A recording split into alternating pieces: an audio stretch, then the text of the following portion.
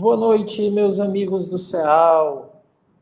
Mais uma vez, é uma satisfação imensa estar aqui com vocês nessa noite dedicada aos estudos. Já estou vendo que já estamos ao vivo no Facebook aqui para todas as pessoas que nos acompanham. Meu boa noite para quem está assistindo esta live num outro momento. Como diz um dos participantes do nosso estudo de hoje, meu amigo Gênison, boa tarde, bom dia, onde você estiver vendo, quando você estiver vendo, sinta-se abraçado. É uma imensa alegria contar com a sua audiência, né? Queria agradecer as pessoas que participaram do estudo da segunda-feira, foi um estudo muito bom e você já está criando uma audiência fidelizada na segunda-feira, né? Que as transmissões é uma novidade na segunda-feira. Deixa eu ver quem já está online aqui. Eu sei que eu já estou online, eu estou aqui fazendo barulho já. Deixa eu ver aqui quem está aqui online. Quem que está dando boa noite? Pronto, o pessoal já está chegando aqui. A Cleonice está dando boa noite. A minha amiga Flor, que está aqui, está em todos os lugares. A Flor onipresente. O Moreira está dando boa noite. O pessoal está chegando. Maria Auxiliadora está dando boa noite. É isso aí, gente. Que coisa boa contar com a presença de vocês para essa noite, que é uma noite de estudo. Isso é uma bênção, né? Poder estar aqui conosco. Meu amigo Roger já está aqui conosco. O pessoal está compartilhando, né? Tem um pessoal que está compartilhando nos grupos aqui pertence, e sai colocando aí pelos grupos, né? Eu estou vendo aqui vocês estão fazendo isso. Muito obrigado. Yara, muito obrigado, Yara, pela presença. Boa noite. Bom estar aqui estudando com vocês. Eu acho que a Flor acabou de colocar nos grupos. Eu vou aproveitar para compartilhar na lista. Então, se você faz parte da lista do CEAL, da lista de amigos, que é uma lista destinada apenas aos avisos, a gente avisa a hora da prece, a hora do estudo. Se você está nessa lista, você vai receber agora, aí no seu celular, a nossa chamada. Quer ver? Foi aí para todo mundo? Foi, né? Tá aí. Você pode clicar no link e acompanhar. Se você quer participar dessa lista, você me avisa que eu vou colocar você para participar aqui da lista. Agora eu vou, antes de começar, a Rosmarie está chegando aqui dando boa noite, Yara, a Dulce, a Yara eu já falei, também está dando boa noite, é isso aí, Denise Costa dando boa noite, todo mundo chegando aqui dando boa noite. Deixa eu compartilhar aqui, tá bom? Também vou compartilhar, não vou compartilhar em vários grupos, como o pessoal está fazendo, porque não dá para fazer agora, mas vou compartilhar onde for possível. Deixa eu ver aqui. Vou colocar aqui.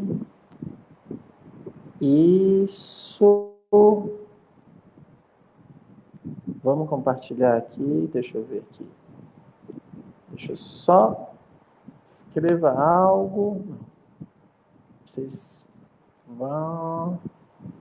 Olha aí, a Dulce também está falando somos todos CEAL. E agora eu já compartilhei, já estamos todos ao vivo. Olha, Rosângela, tudo bem, Rosângela? Coisa boa ter a sua presença aqui entre nós. Todo mundo já está online. É isso, vamos fazer uma prece para a gente começar. Olha aí a Nena, boa noite, minha gente querida. E aí a gente começa traz os nossos convidados, faz o nosso estudo. Deixa eu ver aqui quem está pedindo aqui ajuda. O pessoal fica pedindo ajuda na hora da prece, né? Tá certo, é isso mesmo. A gente não tem que ter necessidade, chega no tempo da necessidade. Não cabe a gente definir quando é que devemos pedir ou não. Vamos lá, fechemos os nossos olhos. Bondoso Deus, nós te agradecemos a oportunidade que nos estarmos reunidos em teu nome. Rogamos o amparo dos nossos anjos da guarda, Rogamos o amparo em especial daquele que dirige os trabalhos das quartas-feiras, Allan Kardec. Que ele possa nos inspirar com a sua lucidez, que possamos, ouvindo as suas palavras, refletir sobre o nosso proceder. Que Jesus, o Espírito de verdade, nos inspire e, em nome de Deus, damos por iniciados o estudo desta noite. Fique conosco, Pai, hoje e todo sempre, e que assim seja. Muito obrigado, meus amigos, pela presença. Estou vendo aqui vocês comentando, falando aqui. Deixa eu ver aqui. O pessoal de Icó chegou, a Luzia chegou, né? Olha só. O Lourão tá por aqui. O pessoal tá chegando, né? O pessoal tá chegando. Gente, hoje nós vamos estudar o pessoal do Viana de Carvalho, né? Do grupo Viana de Carvalho. Hoje nós vamos estudar um discurso feito por Allan Kardec em Lyon, né? Que ele fez esse discurso que está na Viagem Espírita, né? E aí a gente vai ter a oportunidade de ouvir o próprio Kardec falando. Vocês precisam, para esse estudo ser alcançado na plenitude do que a gente deseja, eu queria que vocês abrissem os ouvidos de vocês para, na leitura, sentir a presença de Kardec. É ele orientando aos trabalhadores. Nesse estudo, ele está orientando os espíritas de então. Mas antes de eu continuar, deixa eu falar com os meus amigos convidados. Direto de São Paulo, meu amigo Marquinho. Direto daqui mesmo, de Fortaleza, meu amigo Gênison. Oi. O pessoal chegar. Boa noite, Marquinho. Tudo bem? Boa noite, tudo bem? Tudo bem com todos, hein? Tudo em paz.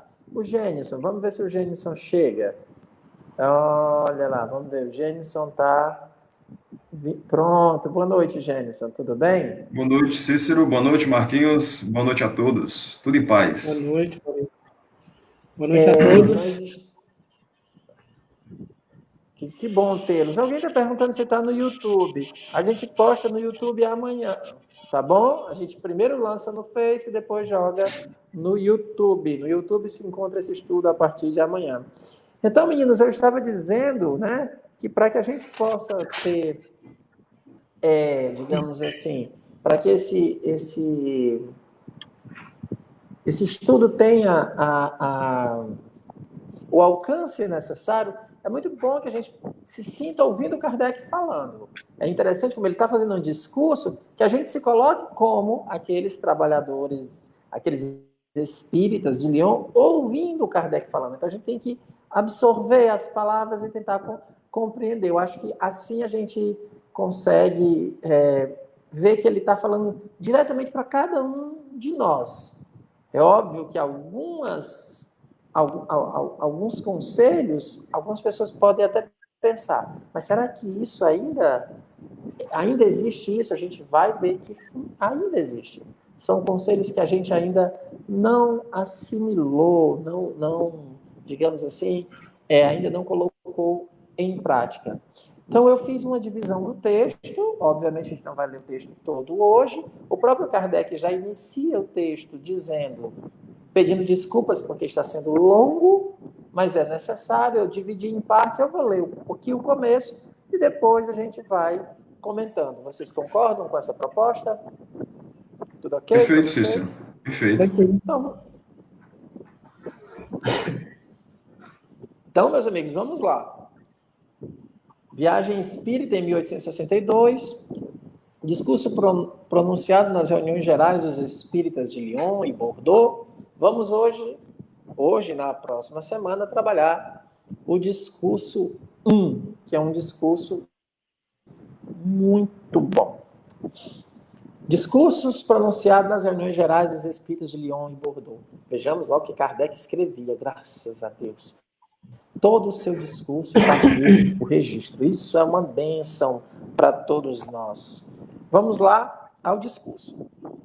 Senhores e prezados irmãos espíritas, não sois escolares em espiritismo, Hoje, colocarei, pois, de lado questões práticas sobre as quais, devo reconhecer, estáis suficientemente esclarecidos para enfocar o problema sob uma perspectiva mais larga e, acima de tudo, em suas consequências. Este lado do assunto é grave, o mais grave incontestavelmente, pois que revela o objetivo para o qual tende a doutrina e os meios para atingi-lo.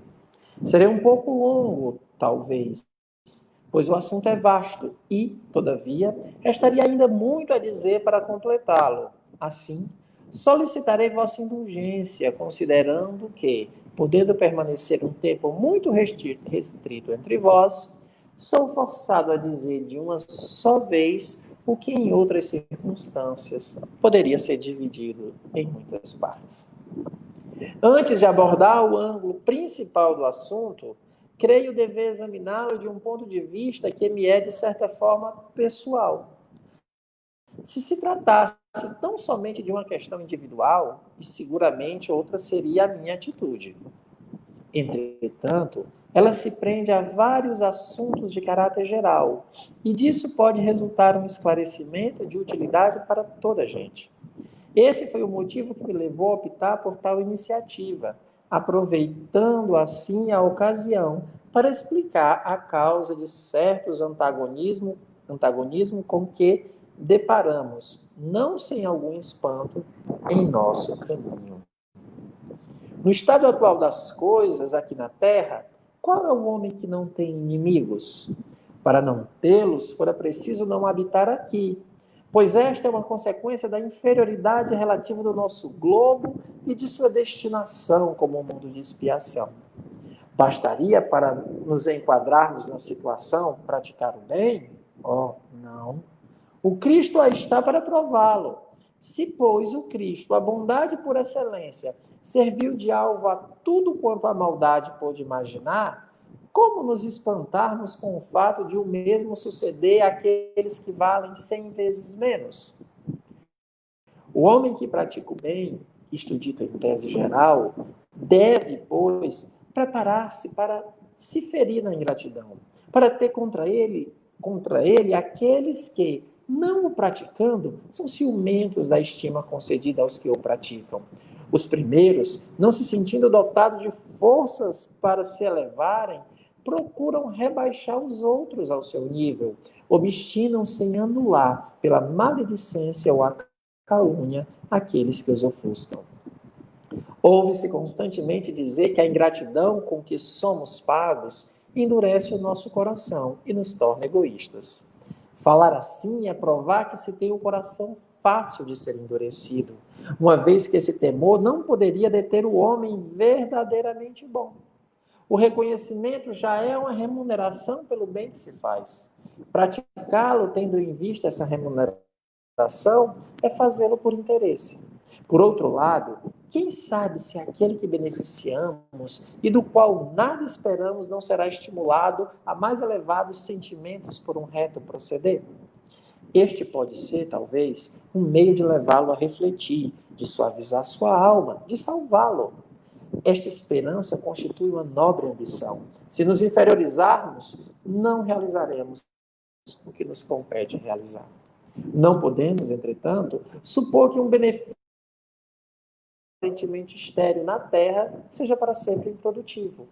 É, muitas vezes, um grão semeado e que não germina senão na vida futura daquele que o recebeu. Muitas vezes temos observado certos espíritos ingratos como homens, tomados de emoção na espiritualidade pelo bem que lhes foi feito. E essa lembrança neles despertando pensamentos benéficos facilita-lhes enveredarem para o caminho do bem e do arrependimento, contribuindo para abreviar seus sofrimentos. Só o Espiritismo poderia revelar este resultado da benevolência. Só a ele está dado, pelas comunicações recebidas do além-túmulo, revelar o lado caridoso desta máxima. Um benefício nunca está perdido, substituindo o sentido egoísta que se lhe atribui, mas retornaremos ao que nos concerne. Pondo qualquer questão pessoal de lado, tenho adversários naturais nos inimigos do Espiritismo. Não creais que me lamente, longe disto. Quanto maior é a animosidade deles, melhor comprova a importância que a doutrina espírita assume aos seus olhos. Se se tratasse de algo sem consequências, uma dessas utopias que já nascem inviáveis não lhe prestariam atenção. Não tendes visto os escritos vazados em um tom de hostilidade que não se encontra nos meus, quanto à ideologia, e nos quais as expressões não são mais parcimoniosas do que os atrevimentos dos pensamentos? Contra eles, todavia, não dizem uma única palavra.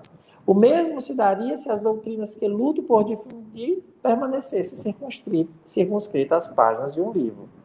Entretanto, o que pode parecer mais espantoso é que tenham adversários, mesmo entre os adeptos do Espiritismo. Ora, nesta área é que uma explicação se torna necessária. Vamos fazer a nossa pausa aqui, que ele vai já fazer uma explicação necessária. Fez aqui uma locução geral e eu já queria pedir a opinião dos meninos sobre o texto até aqui. Antes da gente começar, eu queria registrar algumas participações, amigos, antes de eu passar a palavra para vocês. O Reginaldo, né, que estava... Eu estava sentindo muita falta do Reginaldo, mas parece que ele estava com problemas no computador. Um abraço, Reginaldo, do grupo do Centro Espírita Manjedoura de Belém, de Recife. Queria registrar aqui a Mônica, que está sempre estudando conosco. Às vezes a Mônica dá uma boa noite e eu me perco na leitura e acabo não respondendo. Um abraço, a Mônica, que está prestes a assinar a carteirinha dela aqui conosco. Hoje temos amigos do Cedro, que coisa boa. O Cedro uma parte da minha família é do Cedro. Muito bom saber que temos pessoas do Cedro aqui, né? Só coisa boa. E eu peço às pessoas que estão assistindo nas outras salas que possam entrar nessa sala aqui onde a gente está, para a gente poder fazer. Não dá para eu conseguir ler todos os comentários. Eu concordo com o Rui Gomes Carneiro quando diz que esse discurso é muito bom. Esse discurso é maravilhoso. Gênison Marquinhos, sobre esse início aqui, bem impactante, sobre inimigos neste mundo. Como é que vocês refletem? O que vocês nos dizem? Vamos começar aí o debate. A palavra está com vocês. Gênison. Pode começar, Gênison. Você que estava de férias, é quase recém completou ano, então pode começar a falar. Isso. 41. Olha, não. 41. Eu não tenho cerimônia, não. Tudo bem. Vamos para frente. Para seguir de exemplo, cuidem-se para não ficar assim aos 41. Há 30 anos eu tenho essa idade. Olha aí, tá bom. Mas aproveitando aqui também, Cícero, queria dar um abraço especial para o pessoal do ICOL, do Viana de Carvalho. Algumas vezes a gente fez uns eventos lá pelo Semeari e o pessoal deu um apoio bacana para a gente, então eu queria dar um abraço especial para o pessoal do ICOL e para a turma do Cedro, porque eu sou do Iguatu, então nós somos praticamente primos ali. O pessoal do Cedro, do Iguatu, é tudo do mesmo quintal. É verdade. Bom, de uma forma geral, esse texto do Kardec ele é muito peculiar porque ele revela uma coisa muito, muito própria dele, que em locais privilegiados como aqui no céu, a gente pode adentrar nesse tipo de perspectiva, porque aqui a gente se preocupa muito em conhecer esses detalhes que fizeram o dia a dia da doutrina, né? A gente, às vezes, tem a obra pronta e acabada, que são as obras fundamentais, e às vezes, desconhece como foi a produção, né? Como foi o surgimento desse material, dessa ideia, né? Que é tão importante e revela muita coisa para a gente. Mas Kardec sempre foi uma pessoa com esse temperamento muito direto. Então, assim, ele não tinha muita cerimônia para falar, especialmente de si mesmo, né? Então, ele fala de forma muito direta e ele nunca perdia tempo em deixar as impressões dele muito claras.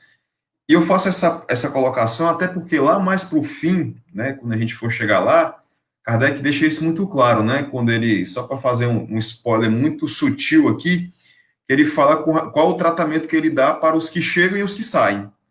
Então, quando a gente chegar lá, a gente vai poder conversar isso com mais vagar, e ele vai revelar, assim, que ele não tem muita cerimônia nem papa na língua. Ele dá o recado dele, obviamente com a educação e a profundidade moral dele, mas ele não diz meia verdade.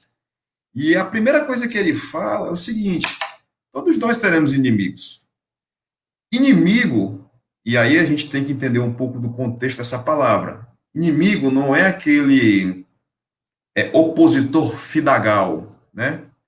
Figadal, né? Aquele opositor que a gente tem um ódio mortal e que deseja eliminá-lo. Pode acontecer de ser, mas inimigo, pela própria etimologia, é aquela pessoa que não é seu amigo. Ou seja, é um adversário, um opositor, é um contraditor, ou alguém que não goste da gente. Porque muitas vezes temos posições ou temos jeito de ser que incomoda. Então, isso que Kardec chama, eu entendo dessa forma, né, de inimigo, teria aquele tom meio o conceito de Santo Tomás de Aquino, né? Em que você é amigo daqueles que gostam das mesmas coisas e não gostam das mesmas coisas também. Então, assim, o inimigo que Kardec fala é esse que discorda e que, em alguns casos, até não quer ver pintado, né? Numa medida mais extrema. É porque eu gosto muito de ressaltar esses detalhes, já que no cotidiano a gente um pouco que vai distorcendo ou degenerando o uso das palavras, né? Então, assim, primeira coisa que ele observa, eu tomei algumas notas para deixar pontuado, é assim, ele ressalta que o mais relevante, logo no começo, na doutrina espírita, é para onde se dirigem seus achados e os meios que se valem para atingi-lo. Então, Kardec, ele, do começo ao fim desse texto, ele vai deixar claro que o objetivo da doutrina espírita, e é isso que ele convida a que nos atenhamos, são os objetivos morais. Os fenômenos, os eventos, são importantes? São. Mas o que ele quer com isso é mostrar que isso tem um propósito. E isso revela uma série de outras coisas que vão impactar na nossa visão de mundo. Por isso que ele, quando a gente estuda o Evangelho, por exemplo, ele mostra naquele capítulo 5, né, do Bem-aventurado dos aflitos, várias perspectivas onde a gente aprende a reduzir o sofrimento pela dor, tentando colocar a nossa vida em perspectiva perante a eternidade. Então, as pessoas que conseguem ter essa visão mais, vamos dizer, como se diz muito hoje, espiritualizada, desmaterializada, não é necessariamente aquela percepção, digamos, física, né, ou físico-química, biológica. É a percepção psicológica, em que eu entendo o seguinte: olha, se eu estou sofrendo, se eu estou passando momentos difíceis, isso é uma provação em uma existência dentre tantas que eu tenho. Então, assim, o que vier a acontecer na minha vida tem um propósito maior. Então, quando a gente consegue adotar isso, digamos, de coração, a gente sofre menos. Então, de forma muito geral aqui, para a gente começar a conversar, eu traria essa primeira impressão, né, que Kardec, ele quer ressaltar nesse texto, além de tratar de como se comportar diante dos adversários que aparecem no caminho e que ele sabe que existiriam necessariamente, dentro e fora do Espiritismo, ele quer nos ressaltar essa perspectiva maior da doutrina espírita. E que a gente deve, hoje, se preocupar com isso. O que a doutrina espírita nos traz para a nossa vida prática, cotidiana, numa perspectiva maior. Marquinho, considerações iniciais sobre essa introdução?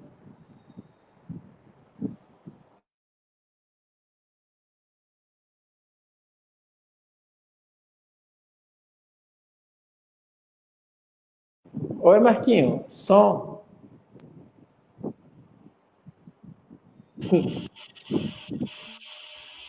Bom, eu vou fazer um comentário bem breve. Como o Jenison falou, mais à frente, tem vários pontos que nós podemos aprofundar, retomar e avançar mais, né?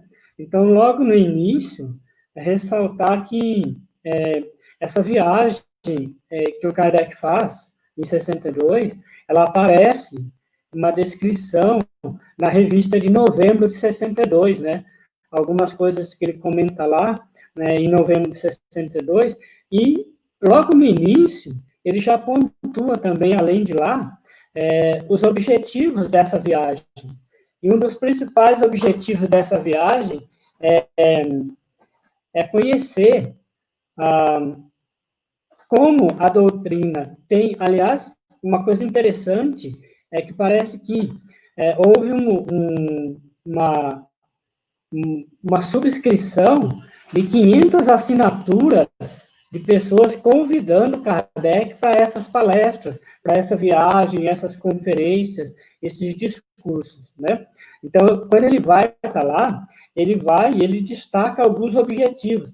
É bem interessante, vai aparecer no texto, logo no comecinho, ele já fala de objetivo, e ele diz o seguinte: um dos principais objetivos que ele tem é oferecer orientações a esses grupos que ele vai visitar.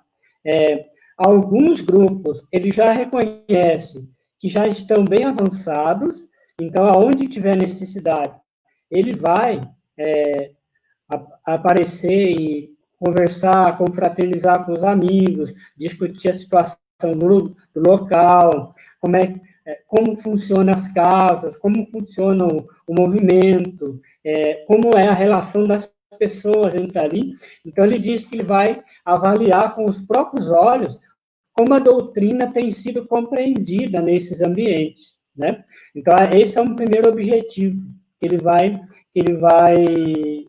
apontar. Agora, esse outro, que nós vamos poder avançar mais, que é a questão, que é muito triste saber disso, que ele já percebe naquele momento em que ele mesmo já tinha adversários. E que depois, lendo a Revista Espírita, nós vamos ver que tem adversários até desleais com ele, desonestos com ele, né? E ele sempre firme, como o Gênesis já falou, sempre polido, uma polidez que nós precisamos aprender, né? Enquanto espíritas, sempre dando uma resposta à altura, mas polida. Então, esse é o primeiro ponto que nós precisamos ressaltar. E uma coisa também que eu gosto desse texto da Revista Espírita é que ele tira um pouco aquela ideia do espiritismo surgiu nos Estados Unidos, né? Aquela história de um fenômeno em Hydesville e tal, e assim por diante. Na verdade, aqueles fenômenos nos Estados Unidos, lá não tinha espiritismo. Lá tinha um fenômeno. Lá tínhamos o fenômeno.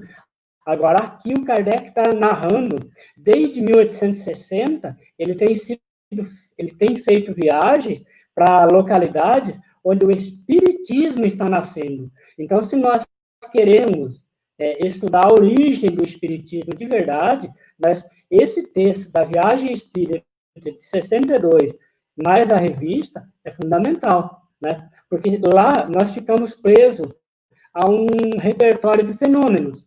Lá não tinha espiritismo. O espiritismo, o Kardec vai narrando aqui. Então, esse é o comentário inicial por mim.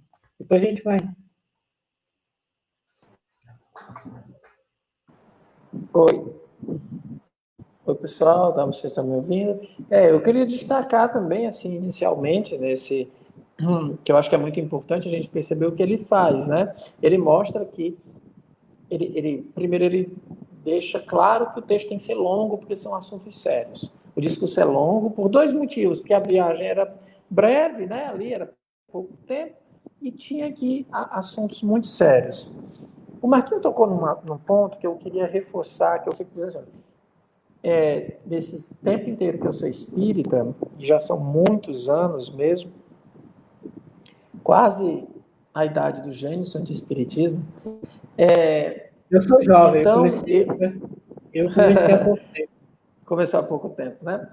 Mas, assim, de me aprofundar em Kardec não faz tanto tempo. Eu tenho um marco, assim, que eu digo, não, agora eu comecei a estudar Kardec, foi em 2007. Em 2007 eu comecei assim, agora eu vou estudar Kardec. Antes era espírita, sei lá, de apostila, desses cursos que a gente fazia, que tem um valor, teve um valor, não me cabe aqui fazer julgamento, me ajudou a chegar onde eu estou, né? Mas em 2007 é que eu comecei realmente com os 150 anos do Livro dos Espíritos, por isso que quem não gosta de efemérides, eu adoro essas datas, porque às vezes nos levam a refletir, né? Então, é uma coisa que quando eu comecei a estudar a revista, que eu digo assim, olha, eu ainda não aprendi muita coisa. Não, eu aprendi muita coisa com o Espiritismo, mas muita coisa eu não coloquei em prática. Mas tem uma coisa que quando eu vi, isso daí eu não abro mão, isso é regra para a minha vida. O Kardec deixa bem claro assim, se a pessoa que fala não tem urbanidade, não converse. Não entre na discussão. Então, urbanidade, educação e polidez é chave. Se você percebe, para o espírita, que a pessoa não consegue conversar, não perca tempo. Não é que você se ache melhor do que ela, não é isso a tese. É porque quando a pessoa não consegue lhe escutar, ela não consegue, porque grita, porque fala demais, porque se impõe, não há diálogo. Então não perca tempo. Então o Kardec nunca conversa, ele sempre dizia isso. Se for no limite da urbanidade, ou seja, da educação, a gente conversa. Mas se sair desse nível, não dá. Então, isso aí eu aprendi também. Então, eu sempre vou percebendo assim, aquele ambiente, seja ele virtual ou real, onde há espaços pautados na urbanidade, na polidez, na educação, a gente fica e dialoga. Se não tem, não dá. Nem entra em discussão. E é engraçado que alguns espíritas ficam tentando nos empurrar para a discussão, né, Marquinhos? O povo quer que a gente discuta. Vamos lá. Não. É urbanidade. Então, esse é um ponto. Uma outra coisa que eu acho muito interessante é quando o Kardec ele diz assim, olha, eu sei que é complicado. Por quê? Porque os adversários, às vezes, são meus. Ele está falando em primeira pessoa, porque as pessoas queriam atacar o espiritismo, atacavam o Kardec. Então, tem essa mistura muito clara. E aí ele diz assim, parece que eu estou me defendendo, mas é porque as pessoas atacam a mim. E a tese dele, que ele começa, eu estou quase me sentindo na reunião de tratamento espiritual que é na sexta-feira, né, que é no sábado, onde a gente faz as reflexões mais sobre as questões morais, assim, aqui a gente tem não que a gente não trate a reunião de sábado como estudo, quem participa sabe que a gente trata como estudo, mas a gente abre um leque de outras reflexões mais intimistas, digamos assim, né? Mas o Kardec diz assim, né, quem não tem adversários nesse mundo, quem no mundo de provas e expiação, não incomoda com o seu proceder correto. Isso é fantástico. Ele diz assim, ó, não é porque você é bom que no mundo de provas e expiação está tudo ok. E ele usa um bom parâmetro, que é como ele sempre faz. Jesus modelo e guia. Ele diz, olha, se Jesus tinha adversários e inimigos, imagina nós, que somos 100 vezes piores. Aí 100 vezes ele está falando para ele, né? Porque para nós é muito, muito mais, né? Para ele 100 vezes, talvez, porque a diferença de espírito superior para espírito puro falta pouca coisa comparada a nós, que nem pulamos para a segunda ordem ainda. Então, se Jesus teve os seus inimigos, como nós não os teremos? Só que aí ele vai chamar a atenção, não é dos inimigos gerais, não é desses que ele vai falar. Ele vai falar dos adversários dentro do espiritismo, que para ele é ponto pacífico, assim como eu creio para todos nós que estamos aqui assistindo. Não dá para a gente pensar assim, olha, eu não tenho inimigo, eu não tenho adversários. Você pode não ter, mas tem alguém vibrando contra.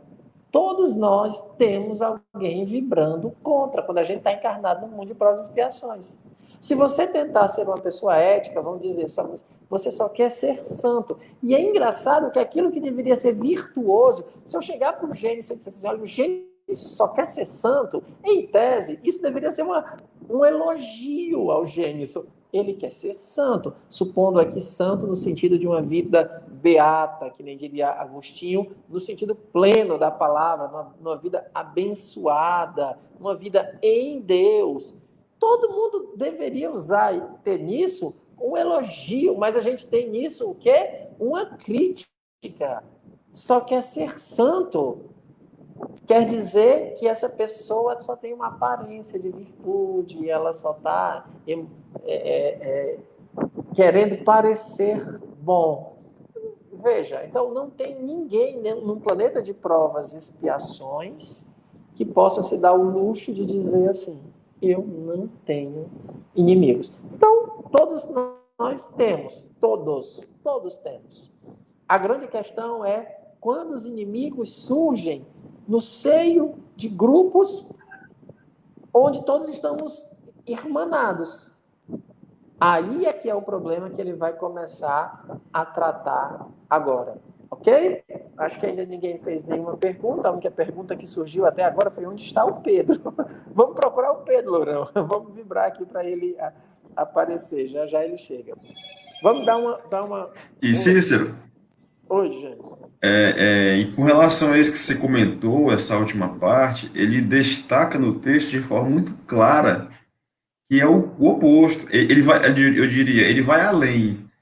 Não só a gente tem inimigos, como o fato de você buscar ser bom, o fato de você proceder de forma correta, vai por si só atrair os inimigos. Por conta de quê? Dos vícios do ciúme e da inveja. Isso. Só o fato de você... Diga, Marquinhos. Eu ia dizer que, eu ia repetir, né? Que só o fato de você agir no bem, por atrair também a estima daqueles que conseguem reconhecer e enxergam a virtude no ato, já por si só já atrai inimigos. Ou seja, não é um indicador ruim você ter inimigos. A gente tem que saber, aí a gente vai começando a tentar entrar nas sutilezas do raciocínio. E ter inimigos não é sinal de você ser uma pessoa ruim, mas a que causa eu estou servindo? No Brasil, a nossa cultura, a gente ainda é muito preso à opinião alheia. Então, o que eu quero dizer com isso? O brasileiro age muito em função da sua imagem. O que eu quero parecer, né, para outros. Eu digo isso porque eu também sou brasileiro e, obviamente, eu sou impactado por essa cultura. Então, até a gente despertar para esse atributo, essa característica meio cultural brasileira, exemplo, o brasileiro tem muita preocupação de saber o que, é que o estrangeiro pensa dele. Então, no país A ou B, quando eu tive a oportunidade de passar um tempo fora, e eu via muitos brasileiros comentando, como é que você conhece do Brasil? O estrangeiro ele não tem essa preocupação em saber o que é que acham. Ele é muito mais voltado para as coisas dele. Então, a gente tem essa preocupação, a gente acaba agindo na virtude, mas para parecer ser bom, em vez de querer ser efetivamente bom. E quando isso incomoda, a gente recua. Então, nós não temos a não ser que a personalidade seja forte o suficiente para superar isso, né? Então, assim, Kardec ele diz, olha, se você está agindo bem, não recue. Você vai ter pessoas que não gostam de você por isso. Eu não tenho que agir no bem esperando reconhecimento e aplauso, porque isso aí ele fala, isso é interesse pela vaidade. E é um dos inimigos que ele vai tratar na frente dele, quem ele desmascara. Não, obviamente, em botar o dedo em riste, mas em mostrar, olha, esse não é o melhor caminho. E aí ele vai desenvolver lá na frente. Então, esse eu queria deixar muito claro, porque é preciso a gente se conhecer para saber onde a gente quer chegar. Eu tenho que reconhecer que eu tenho essa característica de me preocupar com a opinião de terceiros. O meu grupo aqui está tendo presença, o meu grupo tem muita gente. Eu me preocupo mais com isso do que com efetivamente a prática, a solidez, o grupo é pequeno, mas é coeso, está ali trabalhando, ou eu, pessoalmente, estou ali voltado eu topo, fazendo aqui uma pergunta, pagar o preço? Kardec diz, olha, o preço virá. Você vai ter que escolher novos amigos. Ele mesmo diz, eu não estou preocupado, não, isso é lá na frente. Quem quiser ir embora, vai, porque quem vem porque quis. Né? Já dando um outro spoilerzinho. Né? Mas tem isso que a gente tem que começar a reconhecer. Não agir por verniz. Não agir no bem, porque quando acontece isso, a primeira sinal de contrariedade que aparecer, eu recuo e volto a ser quem eu era. Eu fico escravo, fico preso e não consigo dar o salto, né?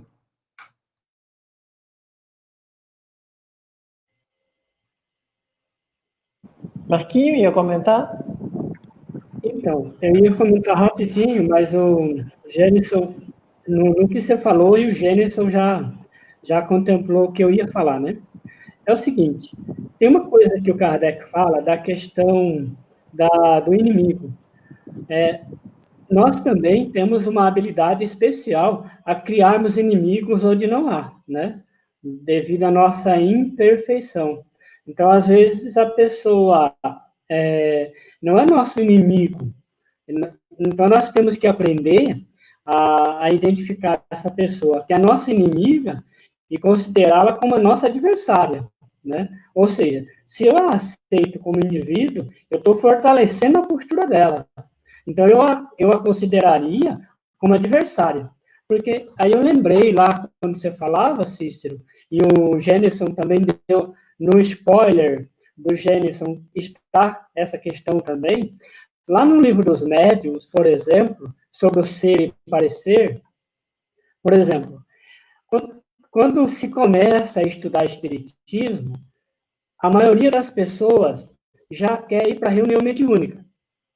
A maioria já quer aplicar alguma coisa, já quer, porque acha que é um status especial, já quer coordenar estudo, já quer fazer palestra, já quer dirigir e assim por diante. Ou seja, quer começar, geralmente quando começamos, nós queremos começar por onde Jesus terminou, né? Ao contrário. Então, nós não começamos como Marquinhos, nós queremos começar como Allan Kardec. E não dá. Então, lá no livro dos médiuns, tem uma questão bem interessante. E se eu, dentro do ser e parecer, por exemplo, se eu quero ser espírita, então, para evitar a discussão, como o Cícero falou, e desenvolvermos em nós a polidez, o respeito, a urbanidade, que o Cícero gosta bastante, né? Por exemplo, tem questões no espiritismo que são fundamentais, que são princípios, de onde nós começamos. Ou seja, eu quero conversar com essa pessoa e ela está disposta, por exemplo, existe espírito? Você crê em Deus? Você crê que nós podemos conversar com eles? Você crê na reencarnação? Ora, se a resposta for negativa a esses princípios, e tem até espíritas que são negativos a essas perguntas, porque ainda estão começando, né? Ou então gente teimosa mesmo, que a gente conhece bastante, que não estudam. Então, nós precisamos entender o que Kardec vai nos propor nesse primeiro discurso, de como lidar com essa situação. Ou seja, como nós queremos parecer demais, nós teríamos que fazer o caminho contrário. Começarmos a desenvolver em nós o sermos espíritas, o sermos urbanos, exercitarmos a urbanidade, a polidez e a educação fundamental. Não é à toa que a espiritualidade, que Deus escolheu um educador para conduzir a doutrina espírita. Aí, gente, dentro desses spoilers, tem muita coisa lá na frente. Ainda vai ter muita coisa aí na frente. O texto é muito rico em detalhes, né? Aí algumas pessoas assim perguntam, a Magda perguntou, podemos ser inimigos de nós mesmos? Olha, nós não somos a maior parte do tempo nós estamos nos boicotando, a maior parte do tempo nós estamos procrastinando, a maior parte do tempo nós chamamos as nossas ações os nossos vícios de virtude, e quando a gente percebe que tem um vício, olha como a gente é inimigo de nós mesmos. Quando a gente descobre um vício... Basta perguntarmos a nós. Basta perguntarmos a nós mesmos. Quem orou hoje? Pois é. Basta isso. Aí a gente pensa assim, olha como a gente é. Quando a gente descobre um vício na gente, em vez da gente ficar feliz, assim, olha, eu tenho um vício. Agora eu posso mudar. A gente fica chorando porque tem um vício. Eu sou tão assim, sou tão assim, sou tão assim. Eu estou falando desse tom, gente, porque hoje não é reunião de sábado, né? Se fosse a reunião de sábado, que tem outro caráter, a gente tem que dar outro tom. Mas é fato. Daí, confissões. É nas confissões que a gente cresce. Mas, gente, a maior parte do tempo é inimigo da gente mesmo. O Pedro perguntou, se a gente topa com alguém que o santo não bate, orar pelos inimigos resolve, ao menos para amenizar essa sensação ruim dentro de nós. Uma coisa muito importante a gente saber, é uma coisa que o Gênison já falou, o Gênison já respondeu. O fato de alguém não gostar de nós não deve mudar o nosso proceder. Se a gente está orando para que ele goste de nós, é um equívoco. A gente tem que continuar orando para fazer aquilo que é correto. E ter a certeza que se o seu proceder estiver correto, aquele que deve realmente importar, com que a gente deve realmente importar, que é Deus, ele o sabe. Agora, se você tem que ter nos inimigos um instrumento de conhecimento de você mesmo, porque Santo Agostinho, mesmo das confissões, agora em espírito, nos diz que olhemos o que eles dizem, os adversários dizem de nós e saberemos muito de quem somos. Então nós temos que ser muito gratos aos inimigos, porque eles revelam em nós facetas que nós estamos escondendo. Então é ele que diz assim, mas esse rapaz quer ser muita coisa, olha como é que ele é assim. E aí você cai a ficha de, será que eu não sou assim mesmo como eles estão dizendo? Então, se não deu certo, pronto. Agora tem um negócio chamado afinidade fluídica, que tem pessoas que realmente nós não temos simpatia fluídica, porque são questão de gostos e pendores, hábitos diferentes. Nós mesmos já temos alguns hábitos, por exemplo, meu amigo Marquinhos não tem a menor condição mais de Marquinhos viver num ambiente com poluição sonora. Se eu chamar o Marquinhos para vir para o carnaval, para a gente ir para o Aracati, pular 4 dias de festa, jogando maisena um nos outros, ele não vai mais. Não é nem choque fluídico, é choque encarnatório mesmo, ele vai desencarnar. Então, são gostos e pendores que nós criamos, hábitos que nós criamos, que não se compactua mais, que não bate mais. Então, não adianta querer ficar fazendo para agradar os outros. Não, eu não gosto de carnaval, prefiro ficar lendo. Mas está todo mundo indo, eu vou só para não parecer estranho. É como aquele espírita que... Isso aqui não é uma questão de valor, tá? Desculpa, porque bebida, por exemplo, não é uma questão de valor. É aquele espírita que não bebe, que acha que bebida para mim não, eu gosto da amizade dos meus amigos. Mas meus amigos vão vir, eu vou fazer uma festa com bebida porque meus amigos vêm. Para ele. E eu que sou aquele que estou promovendo a festa, que quero a amizade. Eu estou querendo dizer isso para não dar um juízo de valor, porque, por exemplo, no banquete de Platão tinha bebida. E produziu muita coisa. Produziu. Então, eu não estou falando, não estou dando um juízo de valor, só estou querendo dizer que a gente não pode ficar abrindo espaço das nossas convicções só para que os outros estejam, né, assim, para ser socialmente agradável. Então, eu não posso Cícero, as bodas de Caná, né? Sim, também. As bodas de Caná, o próprio Cristo. Exatamente. Marquinhos estudou comigo essa questão, né? Estudou comigo, não, nos ensinou, estudamos juntos, né, Marquinhos? Essa questão das bodas. Sim. E aqui, deixa eu ver mais uma outra pergunta muito boa da Mônica. Cícero, eu posso fazer uma ponderação em relação à colocação do Lourão? Pode. Porque assim... Não, diga. Não, pode seguir. Pode falar. Porque assim, e uma coisa que a gente tem que lembrar quando a gente... são duas muito, muito breves. Uma sobre a prece, né?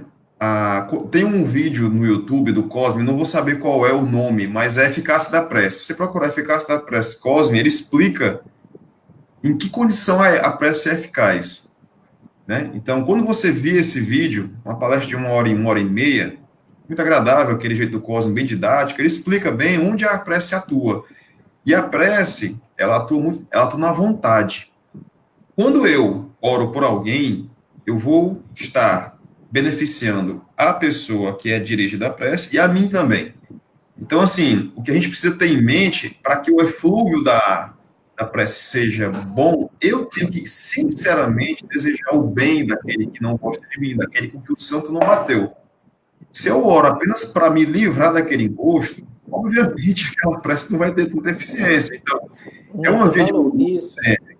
É uma via de mão dupla. Por isso que, quando Kardec comenta que o fazer o bem atrai inimigos, é justamente por essa diferença de pendores e de valores. E o Isso, preciso antes, obviamente, o bem do amar o próximo como a si mesmo. Então, eu preciso antes fazer um trabalho dentro de mim. É o seguinte, eu perdoei. Antes de eu fazer a oferenda, eu vou lá e me reconcilio com o meu inimigo. Não adianta eu sim, fazer uma prece linda, dotada de palavras e ternura na voz, se no meu coração eu desejo mal, eu não gosto, eu isso, odeio aquela pessoa. A gente tem que exatamente. ser honesto e reconhecer isso. Assim, isso vale para mim e vale para qualquer pessoa. Com certeza. Eu queria ainda responder essa pergunta da Mônica, porque ela tem ainda um assunto filosófico muito profundo. O Marquinhos até pode nos ajudar. E é engraçado que a gente não sai da introdução do texto, né? Mas tudo bem, mas a gente vai, pelo menos uma parte a gente ainda vai ler hoje. Também tenhamos calma, vai dar certo. A Mônica, deixa eu voltar para a calma. É porque assim, nosso objetivo não é ler a obra toda. Não é isso. Nosso objetivo é provocar para que todo mundo leia depois. Porque o trabalho é de estudo e meditação particular. Nós queremos despertar a curiosidade em vocês para que vocês leiam e busquem a obra, né, Marquinhos? Porque é muito mais importante que cada um faça a sua leitura, né, essas coisas. A Mônica diz assim, ó, e quando os que, teoricamente, deveriam ser amigos, ao nos ver fazendo algo de bom, só nos critica e acha defeito no que estamos fazendo. O que fazer? Como agir com essas pessoas? Mônica, é o seguinte, Marquinhos, filosoficamente, Marquinhos, você me corrija se eu estiver errado. É uma escolha nossa. Nós só vamos ficar ao lado das pessoas que estão criticando, né? Tem uma hora que você vai ter que fazer uma escolha. Você vai ter que fazer uma escolha. Dizer, olha, não dá para conviver. É óbvio que alguém vai dizer assim, não, Cícero, mas se for do meu trabalho? Ainda é uma escolha, porque senão você pode escolher assim, eu vou sair desse emprego. É uma escolha, só que eu tenho consequências. É porque às vezes a gente pensa que escolha não tem consequência, né, Marquinhos? Tem. Escolha tem consequências. Se você tem amigos que só lhe criticam, que lhe boicotam, se você já observou que essas críticas não fazem sentido, você está tentando fazer o bem, mas a pessoa está derrubando, está derrubando, está derrubando, o ideal é não conviver. Porque não faz sentido eu estar aqui erguendo uma coisa e convivo com alguém que derruba, que derruba, que derruba. Não faz o menor sentido. Você respeita o modo dele pensar. É engraçado que a gente tem que aprender a respeitar até o direito que os outros têm de não gostar da gente. E a gente tem que respeitar, assim. Poxa vida, ó, eu detesto o Cícero, eu detesto o jeito que ele fala, detesto as colocações. E eu tenho que fazer o quê? É um direito dele não gostar. Porque parece que a pessoa feriu todos os direitos existentes, porque ele não gosta da gente, né? Parece que assim, poxa vida, como é que ele não gosta? Eu sou uma pessoa tão boa. Claro que não. A pessoa tem direito de pensar diferente. O que a gente não pode é chegar querendo modificar tudo. Então, pensemos em grupo. Você está num grupo, aí de repente o grupo começa a adotar práticas completamente diferentes. Nós somos um grupo e isso é uma orientação de Kardec. Kardec diz assim, ó, se a Sociedade de Paris sair do rumo planejado, eu me retiro. É engraçado, ele nunca disse eu acabo a sociedade. Ele disse eu me retiro. Se ela sair desse rumo, dessa via que a gente programou, eu me retiro. Então, você está num grupo. De repente, todo mundo do grupo começa a tomar uma outra decisão. Aí você fica lá. Gente, não é assim, não é assim. Olha o que Kardec diz. Mas o grupo escolheu outros teóricos, né? O grupo quer seguir outra linha, quer fazer um centro espírita mais New Age, quer aceitar assim várias novidades, quer dar um upgrade assim, no grupo espírita e você, gente, olha, aqui não está dando certo, não está dando certo. A pessoa não reflete, não pensa, então saia do grupo. Não adianta você ficar, não adianta você ficar lá. Não é sair com ódio no coração. É porque as pessoas têm direito a querer aquele processo. Agora, você não pode se violentar, porque a gente, por orgulho, fica lá dizendo, não, um dia vai mudar. Não vai, porque é a maioria. A não ser que você esteja achando que você é mais que Jesus, que chegou e não mudou o pensamento da maioria, só deixou a sua mensagem e um dia a gente vai voltar para essa mensagem. Então, acho que a gente tem que sempre lembrar, ó, é uma escolha, são escolhas. Marquinho? Então, pegando a fala de vocês dois, toda vez vocês falaram que o preço vai chegar uma hora, certo? Ou seja, vai ter um momento em que será cobrado de nós uma postura realmente espírita. Porque enquanto nós estivermos frequentando uma casa espírita, estivermos estudando e assim por diante, a coisa segue num certo nível.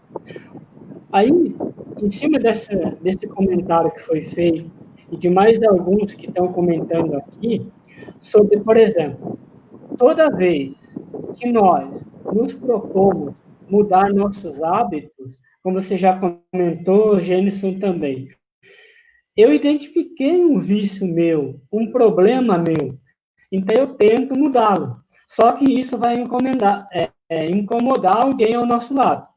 Nós não podemos desistir de continuarmos firmes. Isso já está lá nas paixões da alma também, e quando Kardec vai estudar as paixões. Ou seja, nós temos que ter vontade firme e determinada.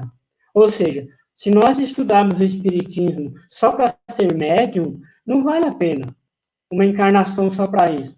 Aí, o Espiritismo é necessário, isso está na fala do Kardec, nesse trecho que nós lemos. Ou seja, nem Jesus foi amado por todos. Eu também não espero ser amado por todos.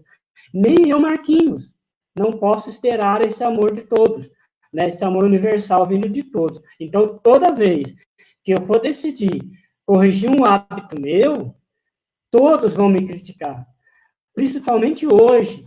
Aliás, nisso eu gosto de falar na casa espírita, e o pessoal geralmente não gosta de ouvir isso, nem nós, é o seguinte: o que é que o Espiritismo veio combater, principalmente no século XIX? O materialismo, certo? O que é que predomina hoje em dia na maioria das escolas filosóficas e psicológicas? Liga o YouTube, liga as redes sociais. Quais são as teorias psicológicas e filosóficas que mais têm visualizações no YouTube e nessas mídias?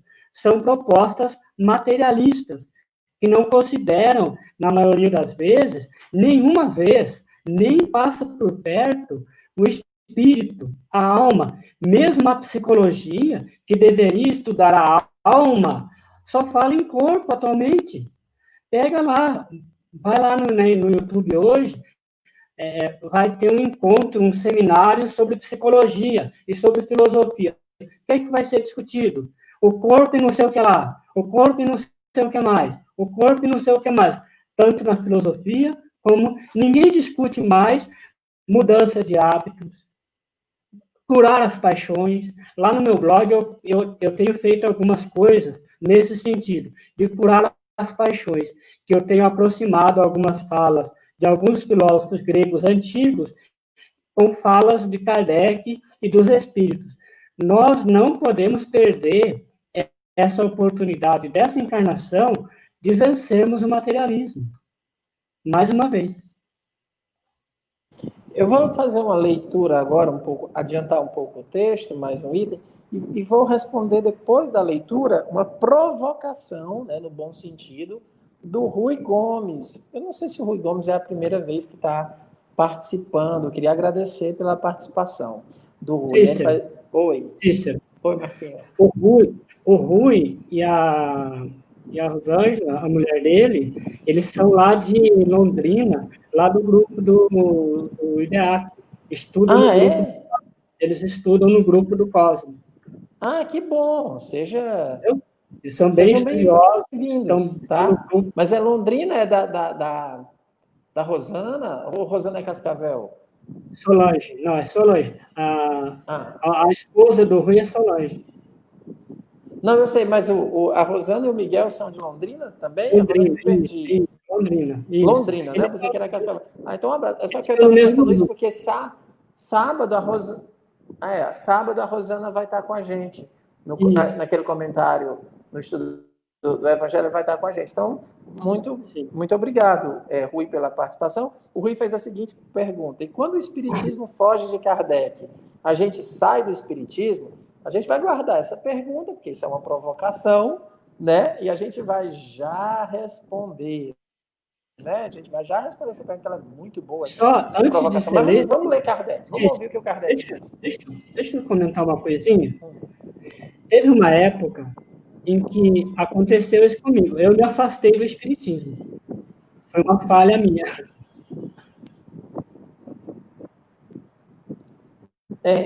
Eu também fiquei uns 5 anos sem frequentar grupo espírita, sem ler. Foram os anos da faculdade.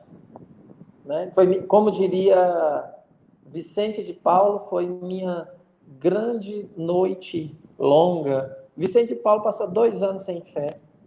2 anos sem fé. Então, Na faculdade, na universidade eu tive sorte, porque eu fui aluno do Cosme na universidade, então eu fui salvo. Isso aí. Vamos lá, vamos ler aqui o que é que o Kardec vai continuar dizendo, falando agora dos espíritas. Entre os que adotam as ideias espíritas, há, como bem sabeis, 3 categorias bem distintas. Os que creem nos fenômenos das manifestações, mas que deles não deduzem qualquer consequência moral. 2, os que percebem o alcance moral, mas o aplicam aos outros e não a si mesmos. Os que aceitam pessoalmente todas as consequências da doutrina e que praticam, 3, os que aceitam pessoalmente todas as consequências da doutrina e que praticam ou se esforçam por praticar sua moral. Estes, vós bem o sabeis, são os verdadeiros espíritas, os espíritas cristãos. Esta distinção é importante, pois bem explica as anomalias aparentes. Sem isso, seria difícil compreendermos as atitudes de determinadas pessoas. Ora, o que preceitua essa moral?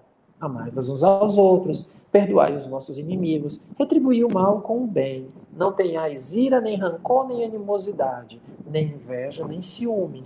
Sede severos para convosco mesmo, e indulgente com os outros. Tais devem ser os sentimentos do verdadeiro espírita, daquele que se atém ao fundo e não à forma, de que coloca o espírito acima da matéria. Este pode ter inimigos, mas não é inimigo de ninguém, pois não deseja o mal a quem quer que seja, e com maiores razões não procura fazer o mal a ninguém. Este, como vede, senhores, é um princípio geral de que toda gente pode tirar um benefício. Se, pois, tenho inimigos, eles não podem ser contados entre os espíritas desta categoria, pois admitindo que tivessem motivos legítimos de queixa contra mim, o que eu me esforço por evitar, esse não seria um motivo para me odiarem, e com melhores razões, se nunca lhe fiz qualquer mal. O espiritismo tem por divisa: fora da caridade não há salvação, o que equivale a dizer: fora da caridade não pode existir verdadeiros espíritas. Solicito-vos inscrever daqui para frente esta divisa em vossas bandeiras, pois ela resume ao mesmo tempo o objetivo do espiritismo e o dever que ele impõe. Estando, pois, admitido que não se pode ser um bom espírita com sentimento de ódios no coração, eu me alegro de não ter amigos senão entre estes últimos, pois se eu cometer faltas, eles saberão desculpá-las. Veremos em seguida a que imensas e férteis consequências conduz este princípio.